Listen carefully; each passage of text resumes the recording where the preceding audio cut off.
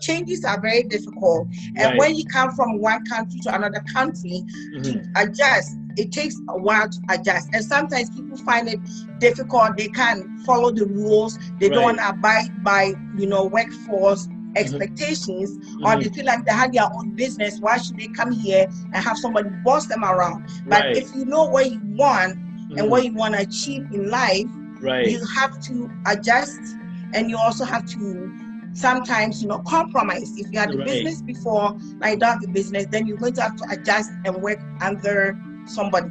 Right. Right. That's how I Right. Right. see it. Hello, everyone, and welcome to the channel.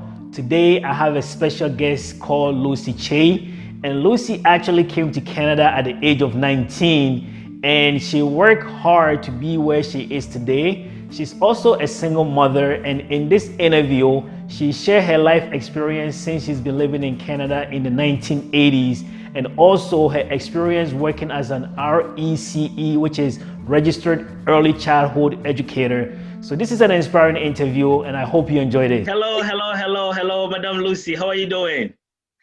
I am great, Kwabena. I am so, so, so great. Thank you so much Yeah, for asking.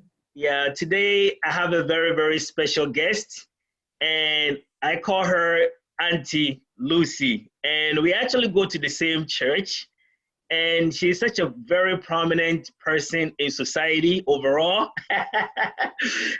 She's very vibrant, and I just wanted to bring her today on the show because she has lived in Canada over 30 years, and she has a lot of experience. She has worked with the youth in different areas. So I just wanted to bring her on today just to share her experience living in Canada, coming here at the age of 19, and all the struggle that she went through and where she is today. So today I want to bring her to talk about hard work, determination, and being a single mother and how she coped in Canada. So Auntie Lucy, the floor is yours. Can you tell us a little bit about your background and what you're currently doing? Thank you again, Kwabena, my brother, as you said. I'll call you Kwabena because you're my baby brother. So thank you so much for having me on your program. I'm truly honored that I am able to come and share my experience here in Canada. I, like you said, I came here 1986. Around, I would think I was about 19, 20 years old. Right. And yes, I came quite young, and I have three children, Okay. 2 girls and a boy. And I'm also a grandmother. I have a grandson who is 4 years Wow. old. Wow. It wasn't easy when I came because of culture shock, right?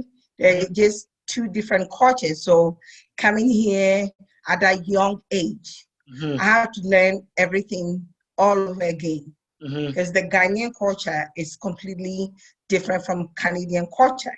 Right. So it's basically like starting life as a youth all Mm-hmm. over again. And I had the opportunity to meet a lot of people Mm-hmm. for the last 30 years or 30 plus years. I went to school. I figured going to school would be beneficial to me. Mm-hmm.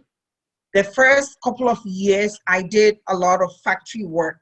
Okay. Wow. And while I was doing the factory work, I had in mind that I want to have my own business, number one. Mm-hmm. I also wanted to have more education than what I had before coming to Canada.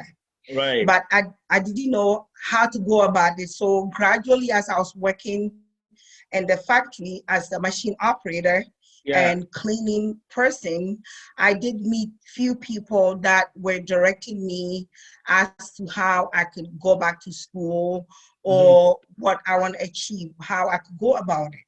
So Right. I learned a lot of things, and I got a lot of ideas while going through those process. Right. So I wasn't able to go to school right away Mm-hmm. or um, have my own business right away. Mm-hmm. However, Mm-hmm. I married and I had 3 children, 3 wonderful children. Wow. So after the 3 children, that's when I had a chance to actually go back to school. Wow. So my Wow. schooling was actually after having my kids. Wow, we're gonna talk a little bit about that. So just hold on to that one. We're gonna talk a little Yeah. bit about that. So I mean, how was life was back then? I believe it came in the 80s compared to now. How was life back then? I mean, you have talked a little bit about it, but I want you to expand on it. How was life back then? Uh, Back then, I remember when I used to take the bus, I think it was 10 cents. I live in Okay, Hamilton. I think I live in Hamilton. I think it was 10 cents. okay. And then gradually, it increases and increases. And now I think it's $3 and something. Mm-hmm, So things were cheaper. It mm-hmm. was affordable. I Right, mean, whatever you make, you are able to buy food and pay your rent and so right. able to save a little bit Mm-hmm, compared to now. So I think things were cheaper. mm-hmm. Um, it was more quieter in Hamilton. Hamilton was quiet because that's where I was living. I lived there Right. for about 10 years. So it was very quiet over there. Mm-hmm. There weren't that many minorities. Okay. There weren't that many minorities.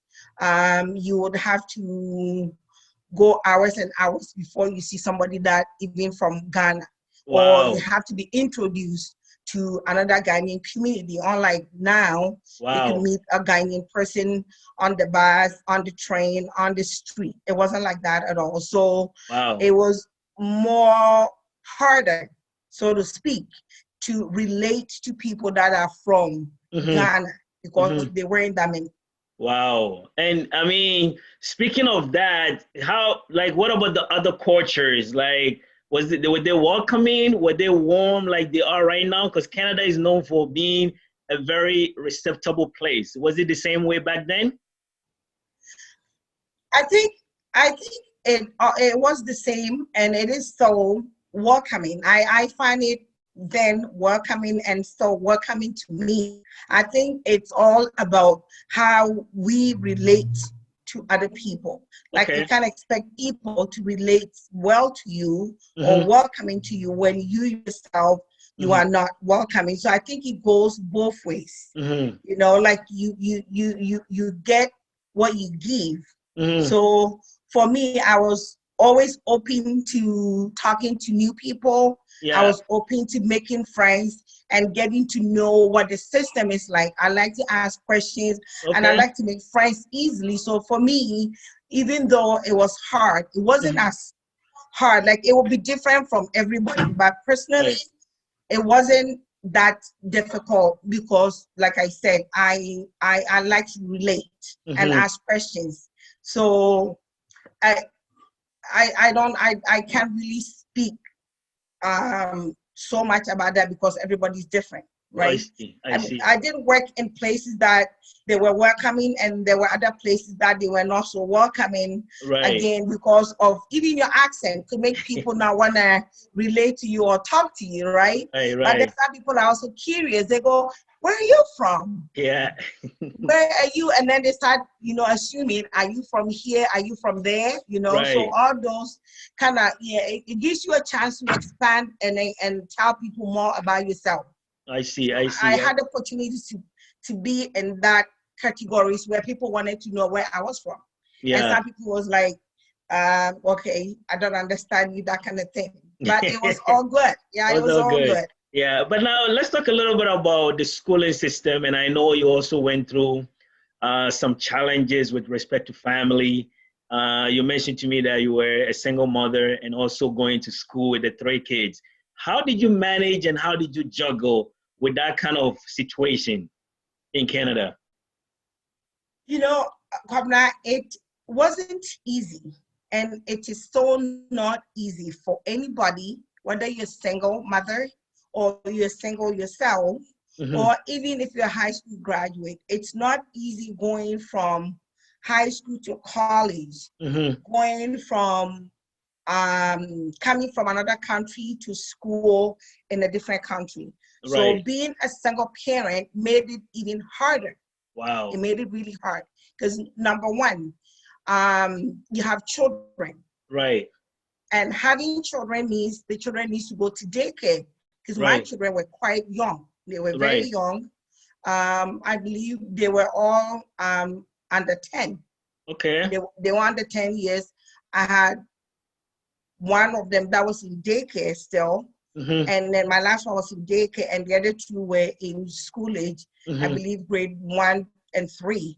So you have to drop them to school and daycare, and then you have to run to catch your bus or your train to school, and then have to rush back to pick the one in the daycare, because daycare closes at 6. So I was always counting on finishing class quickly and then catching my bus and quickly getting to the daycare to pick the child up before 6. Otherwise, you wait to pay late fee. We have something called late fee that you have to pay in addition to your daycare fee. So it wasn't easy. And then the children that were in school, after school, fortunately, there are school buses. So the bus picks them up and it takes them to after school program, which was nearby the community where I used to live. So the two were going to after school program. Thank God there was after school program. And there is so, I mean, not onto COVID, we still have after school program. And then I have to run to get the one in the daycare and then get all of them and then bring them home, make dinner, and then help them with homework. And then I myself have to study. And then it's a cycle. Then it goes on, you know, like the next day, the same thing until the break or there's holidays. So it wasn't easy. So speaking of that, I know you've spoken about the daycare. Was there any government support, or maybe at the time, was it any community support helping you as a single mother raise these kids, or just by yourself? Kwabena, you know what? I'm very thankful that the system has OSAP. You know, there is a OSAP that was very helpful to me, because going to school and not having money to pay for your own fees, I was able to apply for student loan, which I was approved. And so that was able to, that was able to help me to go through my 2-year college at George Brown. So financial wise, I was able to get financial assistance. I was very, very, I don't think I could have done it without any financial assistance. And what about the kids? Sure. What about the kids? Were there any financial assistance from the government or the community helping you raise them? Yes, there has always been, and I think there is still. I think back in the days we used to call it baby bonus, or I can't remember the actual, but there is funding for single parents and for parents in general that have children. So yes, I did get that, and that was also again another financial support that was able to help me take care of the kids. Yes. Beautiful. All right. So now with the school, I know you mentioned that you went to George Brown. So can you tell us a little bit about your schooling, what you did, and afterwards, what transpired after the schooling? So you know what? I don't know if it's mother instinct or I just like being around people, but for some reason, there's a thing about me that I have always wanted to work in a community base. So even thinking of going to school, I wasn't 100% sure what I wanted to do. All that I know is I wanted to have my own business. So thank goodness I met this lady and I was telling her about my dreams and what I want to do. And she said, and I think that lady, we came across for about a period of 3 months. I had moved to another city and I met this lady. So while we were talking and working alongside each other, I was volunteering actually in this community center. And then she said, you know what, you seem to be great with what you want to do and your children, and it seems like, you know, going to school might help. And I said, well, you're right. And she asked me what I want to do, and I said, honestly, right now I have 3 kids. I'm not sure what I could do with the 3 kids. And she told me, she said, do you know that there are programs in the system where if you go take early childhood assistant, you could raise your own kids staying at home and have 2 more other children and be paid. And I was like, what do you mean stay home with my children and still get paid? And she said, yes. And it is actually a program that which is still in place. If you want to have a home childcare, you could, the maximum is 5. So if you have 3 kids that are all under school age, Right. you can have 2 more children and be paid for the additional 2. So if your kids go to school, you can have more. So if all your children become full school age, you are still entitled to have 5 children and have a home daycare. And so that was like, oh, I guess that doesn't sound that bad. So I did go to school only to take that ECA, which is the early childhood assistant, only to stay home to take care of my kids. But while I was in school, I had so many positive feedback. The feedback was, wow, why don't you take your full EC? You are great with what you're doing. You know, I was getting along with parents and I had good relationship with the parents and the staff. So I got that encouragement to go further. So then after my first year, I decided to go to the second year. So then I decided not to just do the assistant program and come and stay home, but I would do EC and then make more money. And so that's where I decided to get more education and then do the second year. And while I was in the second year, because I wanted to have my own business, again, I was thinking, how are you going to have your own business when these 2 years education? And somebody that I met, one of the faculty said, if you want to have your own business, the best thing you could do is take a daycare management. So that at least you will have the managerial experience, knowledge and experience. So then when you do business, you know what to do from management point of view. And then you also have the EC in general, background. And so that was a good thing. So I think I graduated as an EC, and 2 years later, I went back to George Brown again and took my daycare management. So I have both certificate. Not right now, we have to be registered. So it's called RECE, which is Registered Early Childhood Educator. And then I have my daycare management certificate. So did you practice, once you were down, did you actually practice with these certificates in Canada? Yes, I have worked as an RECE for 22 years since 1998. I graduated in 98, but I was fortunate to get a job 97, a year before my graduation, and I have been working as ECE since then. Wow, and how has the experience been? Because dealing with people is always not the easiest thing, and especially kids and children and their families and their parents. How has it been so far for you, the experience? It hasn't been easy, but it is a blessing. It hasn't been easy. It is not an easy job. It's not easy even taking care of 1 child, 2 children, 3 children of your own. But when you go to the field, because you train and know what to expect, and you know the rules and the regulation, when you are able to follow it, you know, it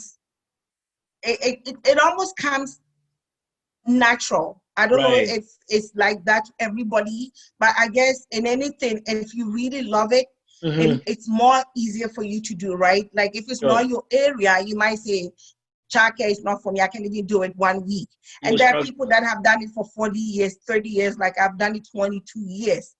So as challenging as it is, when you enjoy what you're doing and you see the changes that you are making in other people's life, you know, you see children that you thought at kindergarten or toddler or preschool room, and the next you know they're in university and they're coming to do part-time with you. It's just an amazing that those are good feelings. Or the children that you're taking care of as infant, the next you know they're in grade 4 and they walk by and they go, hi Miss or hi Lucy or whatever. Those are good experience. Those are good experience, and you learn a lot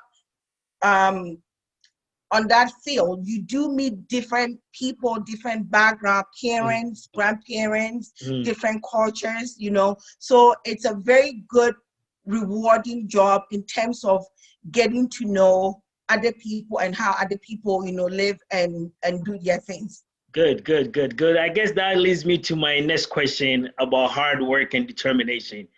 And I think there's nobody perfect to answer this question than yourself, because you have gone through it, coming here as a young age, being a single mother, going through this school. What do you want to tell my audience about hard work and determination in Canada? Because sometimes, you know, when we are maybe outside, we think Canada, everything is free or things are given. But someone like you, looking at your story, you had to work hard to be where you are right now. So can you tell us a little bit about hard work and determination, please? All right, you know what? I think there's no easy cut in life. There's nothing easy. You know, there's a saying that easy come, easy go. Yeah. I think sometimes if you want to live like this easy, fast life, Right. you might be disappointed. You might be disappointed because those don't last. Right. In my opinion, I think when a hardworking or when you have that goal of determination, you have that goal of what you want to achieve and you work towards it, I believe you can achieve anything that you put your mind to it. Right. And right. again, I want to say it doesn't matter whether you're single parent, whether you're married, or whatever your situation is, whether you're male, female. I believe that for me in Canada, there are a lot of opportunities that, you know, if you are only willing to work hard towards it, you could go further. Wow. You just have to put your mind into what you want and what you want to become. Right. We have a lot of new immigrants coming from Africa, specifically in Ghana. And when they come here, they find it very hard to adjust. So you have two sides of the camp. Those that doesn't adjust well, that want to go back home. And you have people that come here and adjust really, really, really well. So I guess that's what I was asking. Is the system set up in a way that not to succeed or to succeed based on your experience? I think the system is designed for anybody to succeed. If you really work hard and if you also put your heart into what you're doing. I mean, if you go to work places and you want to work the same way you work from where you're coming from, right? Maybe our Ghanaian system is different, right? And Mm-hmm. maybe the Canadian system, the expectation is different. And of course, there are different expectations when you look at both Ghana and Canada. So if you try to bring the same work ethics here, it might not work because the way you probably practice back home is you're taking a break maybe when you're not supposed to take a break, or you go and you don't come back. You don't come back the rest of the day, right? And nobody holds you accountable. Right. If you come to work here, the first couple of years, it is challenging because when you're used to that kind of, take a break and don't come back, or you report at any time you want. I remember there was a time that one supervisor was saying, if we're late coming to work as ECs, every minute it's going to cost you $2 or something. Wow. And people were like, we don't want this supervisor here because the previous ones was a little bit lenient. Right. But having this person and having this firm expectations, people were resistant to that. So, changes are very difficult. And when you come from one country to another country to adjust, it takes a while to adjust. And sometimes people find it difficult. They can't follow the rules. They don't want to abide by, workforce expectations, or they feel like they have their own business. Why should they come here and have somebody boss them around? But if you know what you want and what you want to achieve in life, you have to adjust, and you also have to sometimes, compromise. If you had a business before, now you don't have a business, then you're going to have to adjust and work under somebody. Right. And speaking of Ghana, do you have any plans of going back to settle, or whatever that you have learned, actually taking it back to help the country? Yes, I have always also wanted to go to Ghana and open childcare. Okay. Again, I took the daycare management. The idea was that I would establish my own business either here or in Ghana, having a full knowledge about how to run a daycare. Okay. So to answer your question, yes, one day I hope to. I have actually a couple of years back, I did send beds or cots, the ones that the children sleep on the daycare. Okay. I send a lot of classroom stuff. Okay. I ship a whole bunch of stuff that could actually open a daycare. Wow. But my mom being aged, she couldn't really open and run a daycare as I would want it to be run. Like she kept saying, I could start, but my expectations and the regulations that I want to put in place, she was not going to be able to because she doesn't have that background. So I still have stuff shipped in Ghana. They were all donations from the daycare because I told my supervisors that one day I would like to have a daycare back in Ghana. And so I used to get donation, and I work at Toys R Us a couple of years back. I told them again about my vision, so they were also donating toys and bed stuff. So I do have like a full shipment that could actually open or set up. The only thing missing is location. So hopefully one day I could get a good location, you know, of my own, and maybe start something to, you know, help the Ghanaian community. And the education that I have, I could also, you know, bring it to Ghana and impact other upcoming ECEs, you know, or people that have graduated from high school and want to be in that early childhood field. So that is my goal, that one day I'll go and have something like that. Excellent. With that, what is your final remarks to our audience, whether they're young people or older, if they're in Ghana trying to come here, or they're already here struggling, or they can try to adjust to the system? What is your final remarks to them? I think for anybody, let's start from Ghana, for anyone who wants to travel abroad, I think you need to have a mindset that you're willing to readjust. Okay. If you're not willing to readjust and accommodate new ideas, you know, it's going to be very difficult. If you're set in your ways that things has to be done this way, it is not going to work for you, because every country, every culture, everywhere you go, people do things differently. So if a person is open-minded and they're willing to adjust and willing to accommodate their new environment, they can for sure go ahead. There's nothing wrong with, you know, traveling abroad. But if you're doing well and you can deal with all the changes that comes with being in another man's land, then I think it's better to stay where you are. Right. And what about those that are already here? If you're already in a system, again, you need to be open-minded. Being open-minded is very important, because if you're closed-minded, you can't absorb anything. When people are trying to impact knowledge, you can't even absorb it. When people are trying to teach you where to go, because you're set in your own way. So you need to be open-minded in this system or in this country to make it work. Because if you're open-minded, then you can learn new things, right? Yes. But if you're not open-minded, then you can't learn new things. So you close your own doors. There might be so many opportunities, but because you're so close-minded, you can't even see the opportunity, or you stop yourself from going through. Right? So if you're already in the system, be open-minded, be accommodative, you know, accommodate new stuff, you know, be willing to learn, be willing to learn, be willing to learn, be willing to learn. There's no end to education. I just started Humble College, and I'm not going to tell you my age, but I am over 55. You're still going. Wow.